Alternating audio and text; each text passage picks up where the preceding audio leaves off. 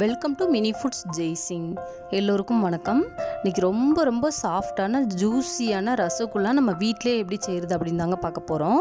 வீடியோக்குள்ளே போகிறதுக்கு முன்னாடி இது வரைக்கும் நம்ம mini foods Jaisingh channel subscribe பண்ணாதவங்க சப்ஸ்கிரைப் பண்ணி வச்சுக்கோங்க. அப்படி பக்கத்தில் இருக்கிற பெல் ஐக்கானையும் ப்ரெஸ் பண்ணி வச்சுக்கோங்க. அதுக்கும் மேலே இருக்கிற ஆளுங்கிற பெல் ஐக்கானையும் ப்ரெஸ் பண்ணி வச்சுக்கோங்க. அப்போ தான் நான் போடுற எல்லா வீடியோஸோட நோட்டிஃபிகேஷனும் உங்களுக்கு வந்து சேரும். இப்போ அடுப்பில் ஒரு பாத்திரம் வச்சு 1 லிட்டர் அளவுக்கு நல்லா திக்கான பால் வந்துட்டு சேர்த்துருக்குறேன். இது வந்துட்டு கீழே அடி பிடிச்சிடாத அளவுக்கு அப்பப்போ கலந்து விட்டுக்குங்க பாலை. இப்போ பால் வந்துட்டு நல்லா பொங்கி வந்துருச்சு. இந்த நேரத்தில் அடுப்பை வந்துட்டு சிம்மில் வச்சுருங்க. சிம்மில் வச்சுட்டு இதில் 2 ஸ்பூன் அளவுக்கு எலுமிச்சம்பழ ஜூஸ் வந்துட்டு ஊற்றிக்கிறலாங்க. ஊற்றிட்டு இது ஜஸ்ட்டு வந்துட்டு 30 செகண்ட்லேருந்து 1 நிமிஷம் வரைக்கும் இந்த அடுப்பு சிம்லேயே இருக்கட்டும். அதுக்கப்புறம் இந்த அடுப்பை ஆஃப் பண்ணிடணுங்க. பாருங்கள், பால் நல்லா தெரிஞ்சு வர ஆரம்பிச்சிருச்சு. இது போல் வரணும். நமக்கு பால் தனியாக அந்த தண்ணி தனியாக தெரிஞ்சு வந்துடும். இப்போ இதை வந்துட்டு நம்ம ஒரு வெள்ளை துணியில் வடிகட்டி எடுத்துக்கிறணும். இப்போ பாருங்கள், இது போல் இருக்கணும்.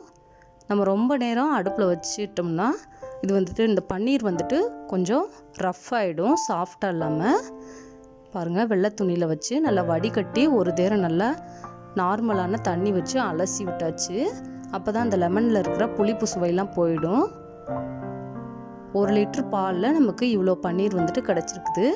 இப்போ இந்த பன்னீரை வந்துட்டு நல்லா உதுத்து விட்டுக்கிறலாம். கொஞ்சம் கூட தண்ணி இல்லாத அளவுக்கு நல்லா புழிஞ்சு எடுத்துடணுங்க. கையோட இந்த பாகத்தை பயன்படுத்தி நல்லா அழுத்தம் கொடுத்து இது போல் பிசையணுங்க. இந்த உதிரியாக இருக்கிற பன்னீர் வந்துட்டு இது போல் நம்ம அழுத்தி பிசையும் பொழுது நல்லா திரண்டு ஒரு சப்பாத்தி மாவோட பதத்துக்கு வருங்க. அந்தளவுக்கு பதம் வந்தால் தான் நமக்கு வந்துட்டு ரசகுல்லா சூப்பராக இருக்கும். நல்லா சாஃப்டாக ஜூஸியாக வருங்க. பாருங்கள், நல்லா திரண்டு வந்துருச்சு. சப்பாத்தி மாவு மாதிரி நல்லா சாஃப்டாக வந்துருச்சு. ஒரு 5 நிமிஷத்துக்கு இது போல் அழுத்தம் கொடுத்து பிசைஞ்சாதாங்க இந்த பதத்துக்கு நமக்கு வரும்.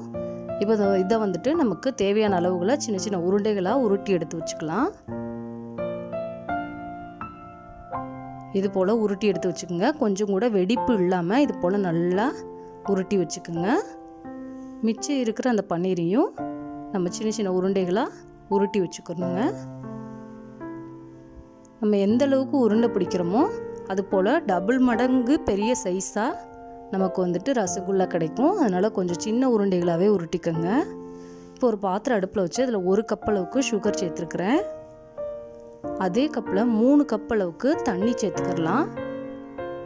1 கப் அளவுக்கு சுகருக்கு 3 கப் அளவு தண்ணி வந்துட்டு சரியாக இருக்குங்க.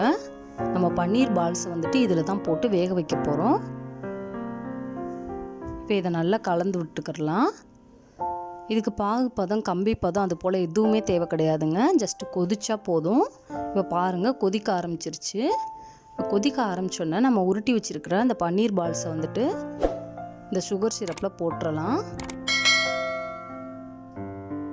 எல்லாத்தையுமே இதே போல் போட்டுடலாம். போட்டுட்டு இதை ஒரு மூடி போட்டு 20 நிமிஷத்துக்கு வேக வைக்கணுங்க. அடுப்பை வந்துட்டு ஃபுல்லாக சிம்மில் வச்சுருங்க. இப்போ மூடி போட்டாச்சு. ஒரு 5 நிமிஷத்துக்கு ஒருக்க நம்ம லைட்டாக எடுத்து கலந்து மட்டும் விட்டால் போதும்.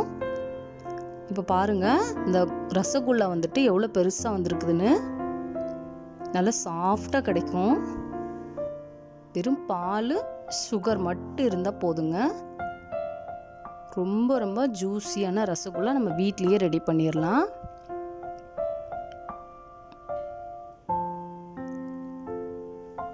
பாருங்கள், எந்த அளவுக்கு சாஃப்டாக பெருசாக உப்பி வந்திருக்குன்னு. இப்போ நல்லா வெந்துருச்சுங்க. இப்போ ஒரு 15 நிமிஷம் ஆயிடுச்சு. இதை கொஞ்சமாக குங்குமப்பூ, கொஞ்சமாக ஏலக்காய் பவுடர் சேர்த்துருக்குறேன். நீங்கள் ஏலக்காய் பவுடருக்கு பதிலாக ரோஸ் எசன்ஸ் கூட சேர்த்துக்கலாங்க. லைட்டாக இது ஒரு 5 நிமிஷம் கொதிக்கட்டும். அவ்வளோதாங்க, நல்லா ரெடி ஆயிடுச்சு. இந்த ரசகுல்லா சூப்பராக வெந்து நல்லா உப்பி வந்திருக்குது. அவ்வளோதாங்க, கொஞ்சம் நேரத்தில் நம்ம வீட்டிலேயே சாஃப்டான ரசகுல்லா ரெடி பண்ணியாச்சு. இந்த வீடியோ பிடிச்சிச்சின்னா லைக் பண்ணுங்கள், கமெண்ட் பண்ணுங்கள், உங்கள் ஃப்ரெண்ட்ஸ் அண்ட் ஃபேமிலிஸ்க்கும் ஷேர் பண்ணுங்கள்.